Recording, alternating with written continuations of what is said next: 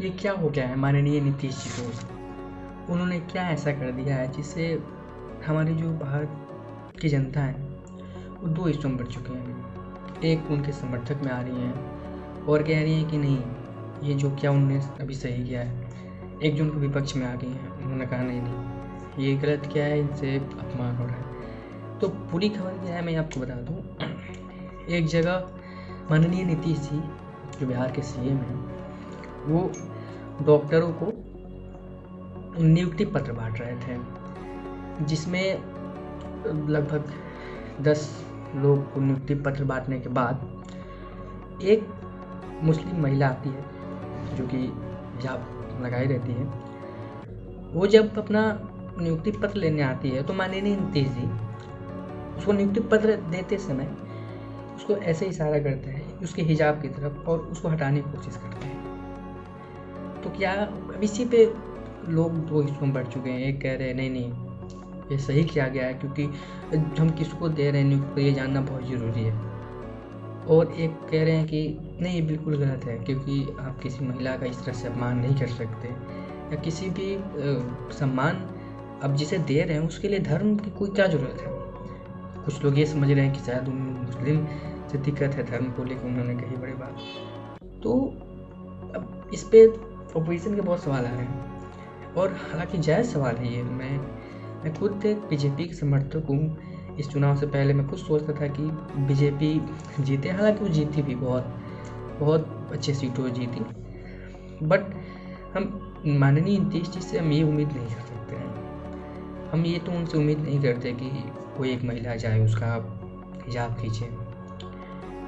तो ये बहुत गलत चीज़ है, मेरे हिसाब से भी बहुत गलत चीज़ है, ऐसा नहीं करना चाहिए उनको। और आप एक माननीय जो बहुत अच्छे चीफ मिनिस्टर हैं, मुख्यमंत्री, उनसे आप एक बिहार के जो मुख्यमंत्री उनसे आप ये एक्सपेक्ट नहीं करते। बिहार के आप किसी भी स्टेट के चीफ मिनिस्टर शायद आप एक्सपेक्ट नहीं कर सकते। कोई ऐसे कैसे कर सकता है कि एक औरत जाए या लड़की जाए उसका आप हिजाब खींचें। ये बात थोड़ी सी गलत है। तो हुआ ये कि उस महिला का जो नाम है, बच्ची का जो डॉक्टर थे, नुसरत प्रवीण है। जब नुसरत प्रवीण अपना जाती हैं वो चिकित्सक पत्र लेने, तो वो अपने इस्लामिक ड्रेस में थी, बुर्का लगाया था, उनको नीतीश कुमार खींचने की कोशिश करते हैं। तो और ये गलत है, हालांकि सबको पता है। तो पीछे माननीय से डिप्टी सीएम सम्राट चौधरी थे, तो उन्हें रोका। आप देखेंगे उस क्लिप में, तो उन्होंने ऐसे उनको रोकने का इशारा किया। उसके बाद सारे कार्यक्रम हुए, लेकिन ये जो क्लिप है वो बार बार अभी वायरल है। स्कूलों के हमारे बिहार के लोग ज़्यादातर या फिर भारत में तो मतों बढ़ चुके हैं। एक कह रहे हैं गलत है, एक कह रहे हैं सही है। तो ये सही है या गलत है? तो जैसा कि अब इस पे सवाल होने जायज़ था, तो आरजेडी के प्रवक्ता मृत्युंजय तिवारी ने सवाल क्या किया, उसने पहले अपनी टिप्पणी की कि जिस तरह से ये बिहेवियर है नीतीश कुमार का, वो उनकी मानसिक स्थिति नहीं है। वो मानसिक स्थिति की तरफ इशारा कर रहे थे। उन्होंने कहा कि जिस तरह से उन्होंने अपमान किया वो उनकी स्थिति नहीं है। उन्होंने कहा कि वो इतने सालों से ये पद पे रह चुके हैं कि वो गड़बड़ा गए। उन्होंने यही लैंग्वेज सेम यूज किया कि वो गड़बड़ा गए। मतलब उन्हें कहना है कि शायद बहुत लंबे समय से वो सीएम हैं, तो गड़बड़ा गए, उनकी मानसिक स्थिति हिल गई और ठीक नहीं है। अब उन्हें ये भी कहा, इस पर भी जोर डाला कि आप एक तरफ 10,000 रुपये देते हैं इलेक्शन से पहले कि हम औरतों का सम्मान करते हैं, और औरत को बुला के हिजाब खींचते हैं। तो सवाल देखिए, हालांकि पूरी तरह से गलत नहीं है, क्योंकि अगर आप 10,000 रुपये दे रहे महिला को, बच्ची को, तो मुस्लिम लड़की भी शायद महिला में ही आती है। आप उसको ऐसे नहीं कर सकते। हम तो उनसे एक्सपेक्ट नहीं करते हैं, अब कोई भी उनसे एक्सपेक्ट नहीं कर सकता कि आप किसी भी, क्योंकि वो जो नियुक्ति पत्र लेने गई है तो आप उससे ऐसे व्यवहार करें।